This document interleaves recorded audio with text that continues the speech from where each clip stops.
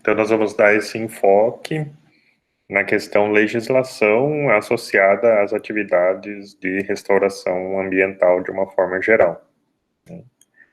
A gente já vinha falando na semana passada e em outros momentos, né, que essa questão da restauração, ela tem criado bastante oportunidades, especialmente quando a gente está falando das áreas de preservação permanente e reserva legal, porque esse conjunto, né, de áreas que envolve essas duas categorias, as APPs e as reservas legais, elas são exigências legais, né, em termos de legislação, já há muito tempo, não é nenhuma novidade, né, desde o antigo Código Florestal, lá já em 37, depois em 65, e agora mais recentemente com o novo de 2012, essas figuras, né, da APP da reserva legal já existiam e já eram obrigatórias, né.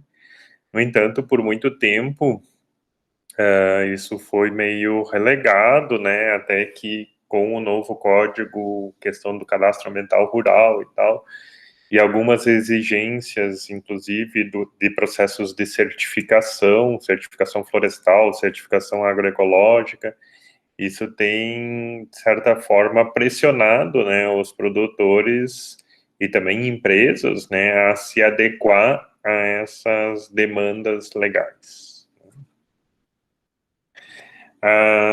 E isso também, além de tudo, né, uma coisa que eu já venho comentando há um tempo com vocês, né, tem criado bastante oportunidades do ponto de vista de emprego também. Esse ano, essa que eu estou compartilhando a tela aqui com vocês, já é a terceira demanda que eu recebo para indicação de alunos, né, no caso ex-alunos, egressos já dos cursos, né, formados, para oportunidades vinculadas à atividade de restauração e recuperação de áreas degradadas, né. Então, aqui eu só estou compartilhando algumas questões, né, com vocês em relação aos requisitos, nesse caso dessa vaga que eu recebi essa semana, inclusive, né, tem a ver com, interessante, a questão da conservação da diversidade de florestas, recursos hídricos, né, ali no item A, ali, né, planejamento de propriedades de acordo com a lei, né, então, no caso ali, a Lei 12.651 de 2012, a Lei da Mata Atlântica, monitoramento do processo de recuperação de áreas degradadas e a questão da educação ambiental, né. E interessante aqui nos pré-requisitos e qualificação, ainda tem essa questão, reforça, né, essa questão dos projetos, da educação ambiental, de agricultura familiar, sistemas agroflorestais e recuperação de áreas degradadas, né. Uma outra habilidade que é bem interessante, essa facilidade de comunicação com agricultores e boa redação. Achei interessante também esse requisito que eles estão solicitando.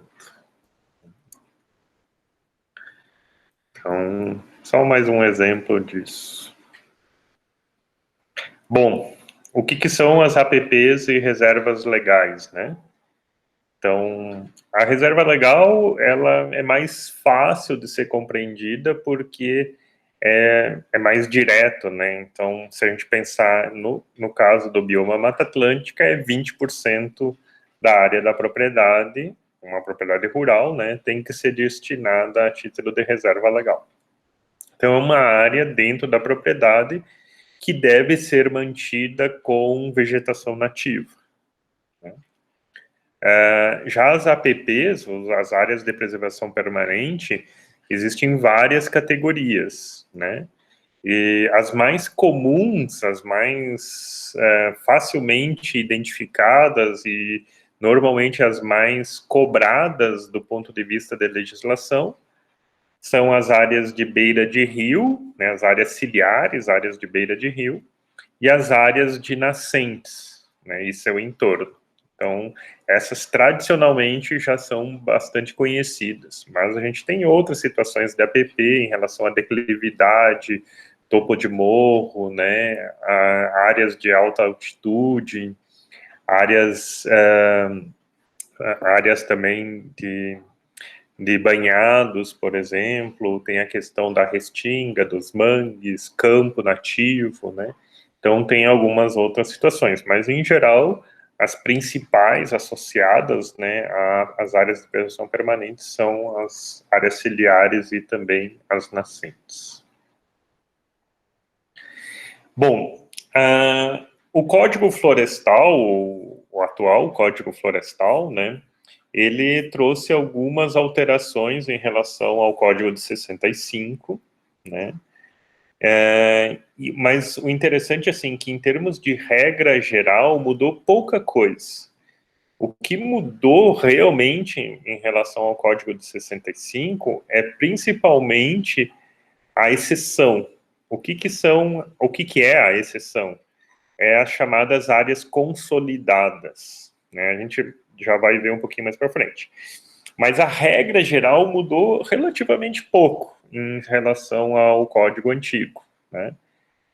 Em relação às APPs de beira de rio, ou seja, áreas ciliares, o tamanho que é necessário manter com vegetação nativa depende do tamanho do rio, em termos de largura desse rio, né? Então, vocês estão vendo essa planilha, né, que está colocada aí, que tenta resumir um pouco esses dados. Então, abaixo de 10 metros de largura de rio, 30 metros, de 10 a 50, 50 metros, e assim por diante. Então, essa, de forma geral, é a regra que está prevista no nosso Código Florestal. Bom, aí vem as exceções. As exceções são chamadas as áreas consolidadas, ou seja, áreas que foram onde foi suprimida a vegetação anterior a 2008. Tem inclusive uma data lá, não lembro exatamente a data, mas tem inclusive uma data lá em 2008 que se refere a esse momento das áreas consolidadas. Isso gerou bastante polêmica em relação a que isso seria uma certa anistia aos desmatadores, ou seja, né, quem desmatou irregularmente anterior a isso teria uma certa anistia e tal. Ou seja, não teria mais que recuperar essas áreas e assim por diante. Depois, mais para o final, a gente já vai ver que não é tão simples assim. Tem muita gente se pautando nessa ideia de que não precisa recuperar e que não vai sofrer nenhuma sanção, mas para isso tem alguns pré-requisitos, entre eles a recuperação, a adesão ao programa de recuperação ambiental das propriedades. Mas mais para frente a gente vai ver um pouquinho isso. De toda forma, fiquem com essa ideia de que áreas consolidadas são exceção e não a regra. Tá? E aí, então, para essas exceções, que são as áreas consolidadas, o tamanho que precisa ter de APP relacionado a áreas ciliares depende de duas coisas. Depende do tamanho da propriedade em módulos fiscais e depende do tamanho do rio. Né? Então, se as propriedades têm até um módulo fiscal, independente do tamanho do rio, 5 metros. Entre 1 e 2 módulos, 8 metros. Entre 2 e 4, 15 metros. Até 4 módulos, com rios de até 10 metros, 20 metros, mais que 4 módulos com rios maiores de 30 a 100 metros. Tá? Então, isso aqui, de novo, é a exceção à regra, né, que são as áreas consolidadas. Em relação à nascente, nós também temos essa situação, né? Então, a regra é 50 metros. Em relação ao banhado também, a regra é 50 metros. No entanto, existem as exceções, que são as áreas consolidadas. E aí, para as exceções, no caso de nascente, 15 metros, e no caso de banhado, tem também em relação ao tamanho das propriedades, pode ser 30 metros ou pode ser 50 metros. Em relação a lagos, nesse caso, lagos naturais, né, tem também a regra, né, e aí quando está falando de 20 hectares, menos que 20 hectares ou mais que 20 hectares, é o tamanho do lago, tá? Não da propriedade, mas o tamanho que esse lago ocupa em termos de área superficial da água, né?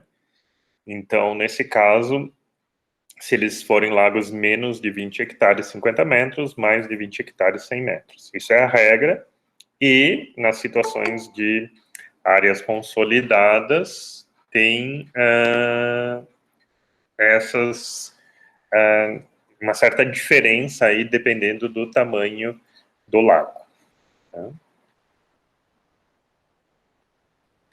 Em relação à reserva legal, eu já adiantei alguma coisa ali no início da nossa aula, né? Ela varia dentro do Brasil em relação à parte amazônica, né, ou Amazônia Legal, como é considerada, a parte do Cerrado e em relação à Mata Atlântica e outros ecossistemas, que inclui o Pampa, Caatinga e Pantanal, os 20%. Bom, como eu comentei também, uma das ferramentas que alavancou muito essa questão da preocupação das pessoas em relação à adequação ambiental. E aí, quando eu falo adequação ambiental, eu estou me referindo basicamente à adequação do ponto de vista da legislação, ou seja, cumprir a legislação, veio principalmente com o cadastro ambiental rural. O cadastro ambiental rural, ele passou a ser uma exigência, né, obrigatório a partir, então, da mudança aí do Código Florestal, né, e ele é uma ferramenta que justamente busca um planejamento dessa paisagem, considerando os aspectos legais e os aspectos produtivos também, de certa forma.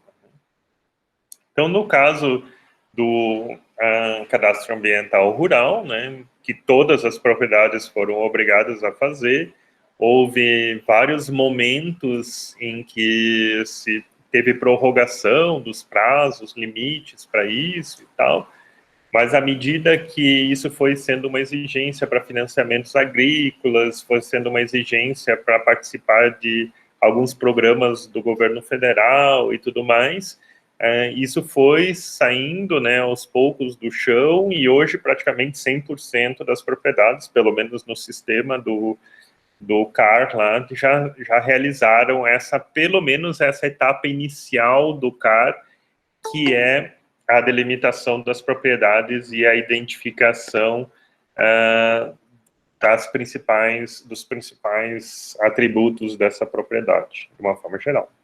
Então, tem essa questão de delimitação do perímetro do imóvel, né? Então, a área dessa propriedade, propriamente dito. Se vocês observarem nesse exemplo, tem inclusive um curso d'água ali, né? Um rio, que é um dos limites dessa propriedade e que, de certa forma, vai impor algumas restrições, né? Do ponto de vista da legislação, né? Então, aqui tem a identificação da área de vegetação remanescente, então, que ainda permanece como vegetação nativa dentro dessa propriedade.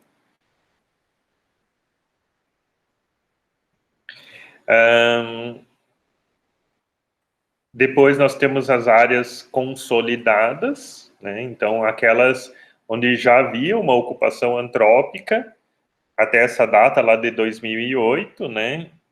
Basicamente nessa situação aqui com atividades agropecuárias, né? Então, foi identificada essa área. Como é que se sabe se em 2008 tinha ou não? Bom, hoje já é possível, né? Por exemplo, com o MAP Biomas, a gente já tem as informações desde 84 de todo o Brasil. Então, não é difícil saber se em 2008 tinha ou não vegetação nativa nessa área, né? Aqui tem uma situação, por exemplo, de identificação de uma área que foi ocupada após 2008, então não vai se categorizar como área consolidada, né? Então vai ter que ter um tratamento especial, né? Tem a questão dessa identificação, então, da largura do rio, né? Então, se lembrem que o tamanho da APP é dependente do tamanho da propriedade, mas também, né, da questão do tamanho desse curso d'água, ou da largura desse curso d'água, a largura média desse curso d'água, né? Então, vejam que tem algumas situações, e isso é talvez o mais difícil dos agricultores e mesmo os técnicos entender como isso funciona, né? Vocês veem que tem algumas situações que a área de preservação permanente é 100 metros, por causa da largura do rio e do tamanho da propriedade. E tem algumas situações dentro da própria propriedade em que a largura é menor, justamente por causa da área consolidada. E é aí que vem algumas dúvidas em relação a essa questão da aplicação, né, da legislação, porque daí, a princípio, é um entendimento, é a área consolidada, então, nesse caso, seria tudo lá os 32 metros lá, né? E não é bem assim, né? Não exatamente significa exatamente dessa forma. Aí tem a questão da reserva legal também, né? A identificação da reserva legal, que é os 20%, e nesse caso ele já tinha uma área significativa de vegetação nativa, né? Então, mais do que os 20% mínimos necessários, né? Uma outra diferença em relação à reserva legal antes e depois do Código Florestal, do novo Código Florestal, é a necessidade ou não de averbar isso em cartório, né? Então, se você faz essa identificação no CAR da área de reserva legal, você já não tem mais essa necessidade, essa obrigatoriedade de registro disso no cartório, na matrícula do imóvel, né? Isso também é um diferencial dessa questão do CAR. Então, aqui fala mais ou menos disso, né? Antes e depois do Código Florestal, né? Hoje basta essa questão do registro, né? Não tem mais a necessidade da averbação na matrícula do imóvel, lá no cartório de registros. E outra coisa que é bem importante em relação ao Código Florestal, o novo Código Florestal, é que ele prevê, além do CAR, que era isso que nós estávamos falando, né, essa atualização, essa identificação das áreas, que todas as áreas que forem identificadas no CAR, que precisam fazer a recuperação de áreas, deverá o proprietário, no prazo de 1 ano, a partir do momento que ele envia o CAR, aderir ao programa de regularização ambiental, que é o PRA. Então, o PRA é um programa de regularização ambiental que está vinculado ao CAR, os dois como exigência do novo Código Florestal. Então, lá a inscrição no CAR é obrigatória, né, como a gente já vinha falando, e essa adesão ao PRA no prazo de 1 ano depois da questão do CAR, né. E quando você adere ao PRA, ao Programa de Regularização Ambiental, vem um termo de compromisso para a questão da recuperação dessas áreas que necessitam ser recuperadas. Então, tanto as APPs, né, como também a reserva legal, se for o caso, né? Se você não tiver uma área de vegetação nativa com 20%, você vai ter que também recuperar a área de reserva legal dentro da sua propriedade.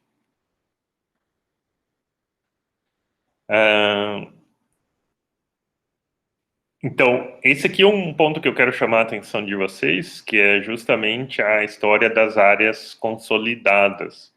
Vejam que na própria lei, quando institui o CAR, institui o PRA também, está escrito que só não será autuado o proprietário que executou uma infração anterior a 2008, então, que se enquadra dentro daquilo que é as áreas consolidadas, ele só não vai ser autuado, ou seja, multado, se ele aderir ao PRA. Se ele não aderir ao PRA, mesmo sendo, entre aspas, consolidada, uma área consolidada, ou seja, anterior a 2008, ele pode ser multado. É isso que está escrito aqui. Por isso, essa afirmação de que é uma anistia, no sentido de que tudo que eu fiz anterior a 2008 eu não tenho mais responsabilidade nenhuma, não é bem assim, porque, pelo menos o que está colocado na lei, claramente, é que se ele não aderir ao PRA, após o CAR, ele pode sim ser multado em relação às infrações cometidas anteriormente a 2008. Se foi depois de 2008, como aquele caso lá que eu mostrei lá, o pedacinho lá, aí ele tem que recuperar de todo jeito, independente de aderir ao PRA ou não, ele vai ter que recuperar aquelas áreas todas, né? Mas, nesse caso, as que foram suprimidas anteriores a 2008 têm esse compromisso de adesão ao PRA.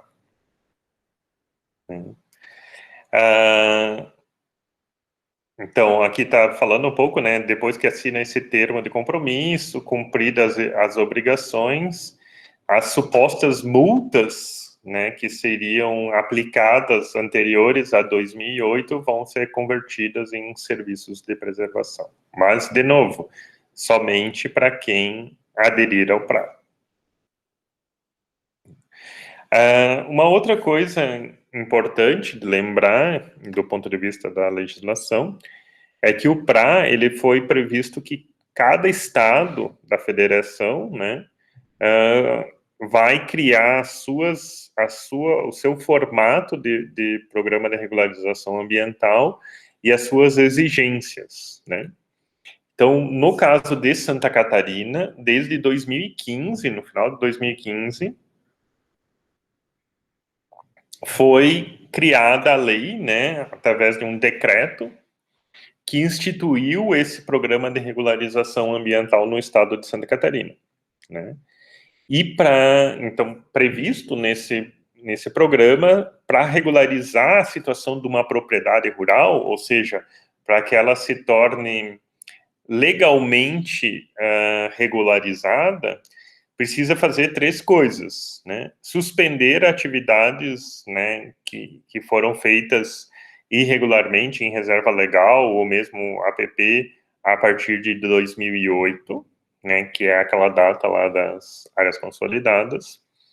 Recuperar as APPs na forma como foi estabelecido no Código Florestal e optar por formas isoladas ou conjuntas de recompor ou compensar a reserva legal no caso de quem tem áreas, né, inferiores aos 20% que está previsto na lei. Também está previsto lá, né, que junto ou associado a esse programa de regularização ambiental tem questão do cadastro ambiental rural, porque ele é a ferramenta que ajuda na identificação dessa necessidade de recuperação, uma vez que são construídos esses mapas, né? O termo de compromisso, então, de adesão a esse programa de regularização ambiental, o projeto de recuperação de áreas degradadas e alteradas, que é assim que ficou na lei, né? Que, no caso de haver a necessidade de recuperação, precisa ser elaborado e executado, né? E também cotas de reserva ambiental, que são cotas que são todas as áreas excedentes que você tenha na sua propriedade com vegetação nativa, que não seja APP e não seja reserva legal. Então, se além da APP e reserva legal você tem áreas excedentes de vegetação nativa, você pode incluir essas áreas nas cotas de reserva legal para, num futuro, dentro de um programa de pagamento por serviços ambientais, receber por isso. Recentemente, esse ano, inclusive, o governo federal regulamentou essa questão do pagamento por serviços ambientais. Então, em teoria, a partir desse ano, né? Quem tem essas cotas, ou seja, excedentes de área de vegetação nativa dentro da propriedade, além de APP e reserva legal, poderá começar a ter chance de acessar esse recurso do pagamento por serviços ambientais, que era uma demanda assim de muito tempo já dos produtores, né, que reclamam e com certa razão que a maior parte das áreas de conservação, especialmente no bioma de Mata Atlântica, estão dentro de propriedades agrícolas, né? Então, de certa forma, uma espécie de compensação por esse serviço prestado.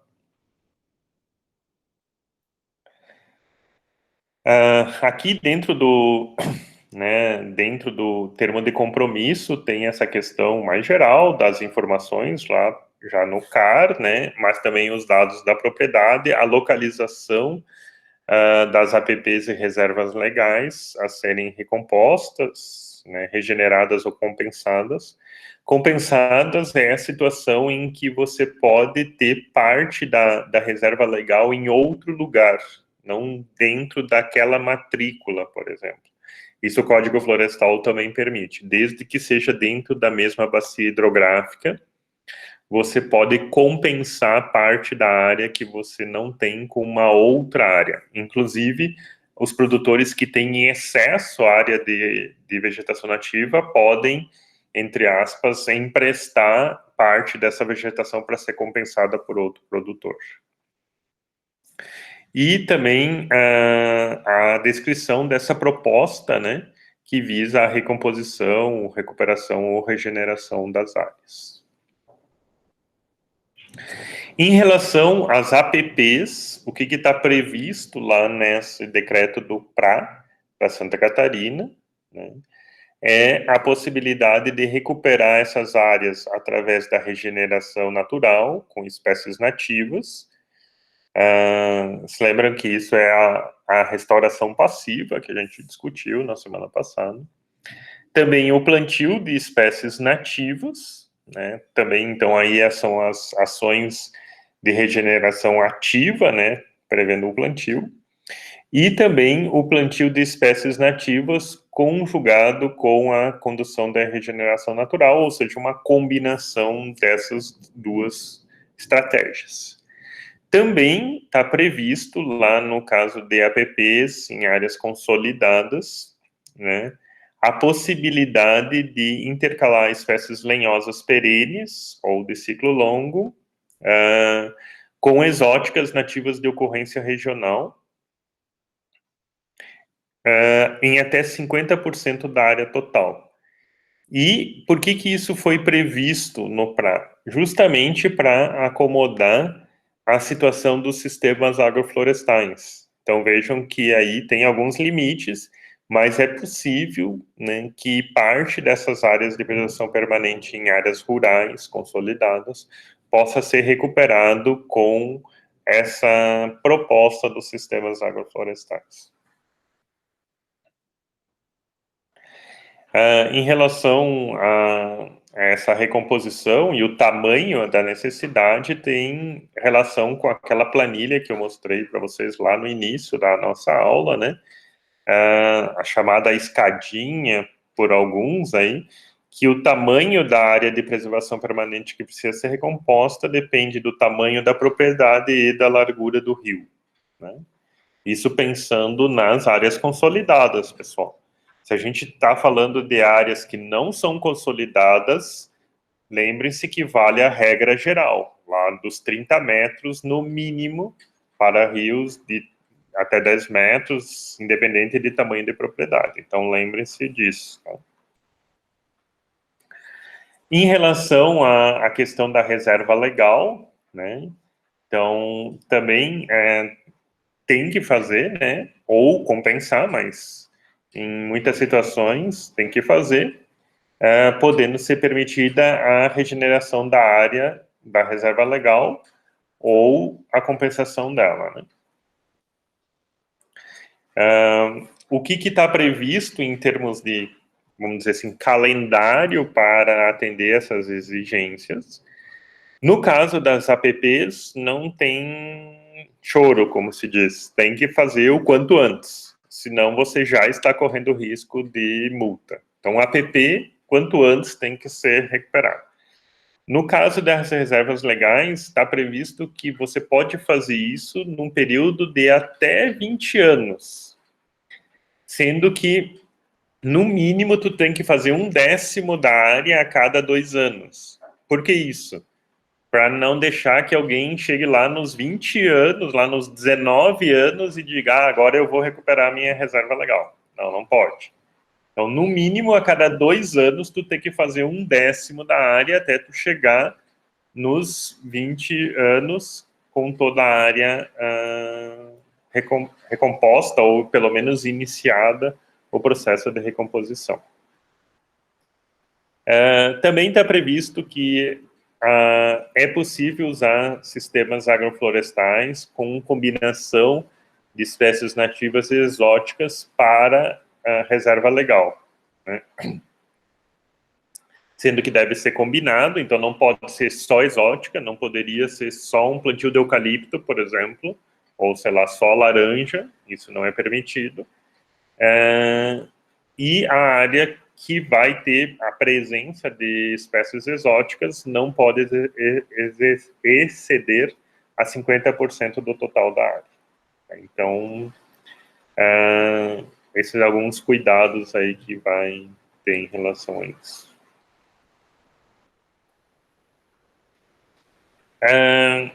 Na prática, né, então, se a gente for ver o que foi já executado do ponto de vista do cadastro ambiental rural, né, a gente entra lá na plataforma do SICAR, que é a plataforma do governo que traz as informações relativas ao cadastro ambiental rural, né, que é basicamente organizado pelo Serviço Florestal Brasileiro. Está lá, 99%, 100% das propriedades já aderiram ao CAR. O problema disso é que a maioria das propriedades fez a coisa mais básica possível que era exigida no CAR. O que era? Delimitar a propriedade. Ou seja, fazer aquele primeiro desenho dos limites da propriedade para que isso gerasse o número do CAR, né, o protocolo do CAR, e, de certa forma, estar legalizado. E não fizeram as outras etapas de identificação das áreas, o que é APP, o que é reserva legal, o que é consolidado, o que é não consolidado, e assim por diante. Então, a gente ainda está num caminho um pouco distante entre ter o protocolo do CAR, que é basicamente isso que está sendo, né, dito que tem 100%, e ter realmente o planejamento das propriedades executado. Além disso, hoje a gente vive uma situação, depois eu vou até mostrar um pouquinho para frente, em que a gente tem muito problema mesmo nessa etapa teoricamente simples da delimitação do perímetro da propriedade.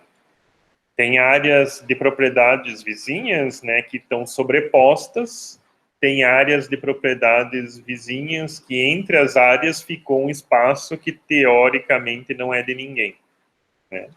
Isso já tem sido identificado em muitas situações, inclusive teve uma dissertação do mestrado aqui do PPG, do campus, do ano passado, que trabalhou um pouco essa questão, né, dos erros do CAR, e inclusive com uma proposta metodológica de como corrigir parte desses erros, né?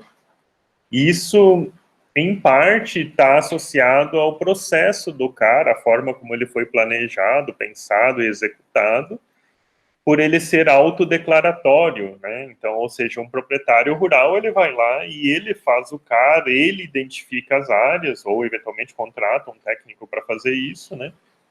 E nem sempre a pessoa que executou isso tem uma experiência, né, nesse tipo de uso de ferramentas de geoprocessamento, imagens de satélite e assim por diante, o que gerou certamente, alguns problemas que ainda precisam ser corrigidos. Então, hoje, O CAR é uma ideia muito boa em termos de planejamento de propriedade. No entanto, ainda teve vários problemas na sua execução, né? Também, aqui já entrando na página que tem o CAR para o estado de Santa Catarina, né? Então, como eu disse para vocês, cada estado ficou responsável, né, para essa questão tanto do CAR quanto depois do Programa de Regularização Ambiental, né? Nós estamos ainda numa fase, Santa Catarina, apesar de ter promulgado essa lei do CAR, pelo menos até o ano passado, não tentei esse ano ainda, mas até o ano passado, por mais que o proprietário quisesse acessar o PRA e aderir ao PRA, como está exigido por lei lá, o sistema ainda não estava funcionando, não estava aceitando, justamente porque ainda está sendo corrigida algumas questões em relação ao cadastro ambiental rural, ao CAR propriamente dito. Então, apesar de, na teoria, né, lá na legislação está previsto um monte de coisa, na prática ainda várias delas não estão ocorrendo por algumas deficiências aí dos sistemas, do envio de informações, dessa questão da correção dessas probleminhas que tiveram. Em teoria, tem um processo de validação desses CAR feito pela agência ambiental, então, no caso de Santa Catarina, o Instituto de Meio Ambiente, que ainda também não foi finalizado. Eventualmente, se eles identificarem problemas, eles vão pedir para os proprietários fazer a retificação desse CAR. Aliás, todo mundo que fez o envio do CAR, se quiser retificar, teoricamente é possível ainda fazer essa retificação também das informações que foram colocadas. E aqui, né, eu deixei assim só para vocês, por curiosidade, se vocês quiserem acessar essas informações, né, nesse site do car.sc.gov.br, é bem interessante porque você pode acessar esses cadastros, pelo menos as informações gerais desses cadastros, né, no sistema, né, e verificar essas informações que estão colocadas lá. E vocês podem fazer isso de duas formas. Vocês podem usar o número do CAR que foi gerado, se vocês tiverem, ou então, se vocês conseguem identificar facilmente pela questão da imagem, também dá para localizar, né, aquela propriedade usando essa imagem, né? Então, aqui eu por exemplo, capturei o ano passado ainda, essa imagem que é aqui, né, próximo ao campus, dá para ver ali quase no centro da imagem os prédios da UFSC, né, e as propriedades no entorno. Por essas linhas amarelas, que são as áreas dos limites das propriedades, vocês veem um pouco aqueles erros que eu identifiquei, que falei, comentei com vocês anteriormente, né?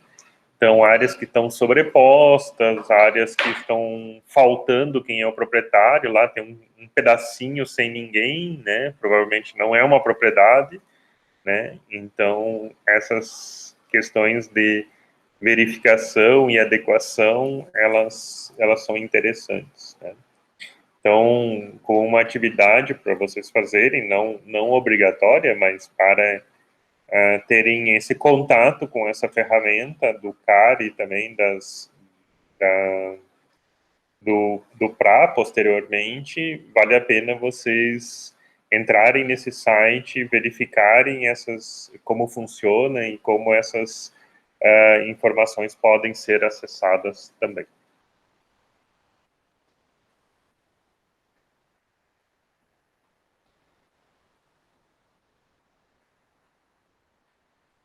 Bom, vamos voltar aqui. Questões, pessoal?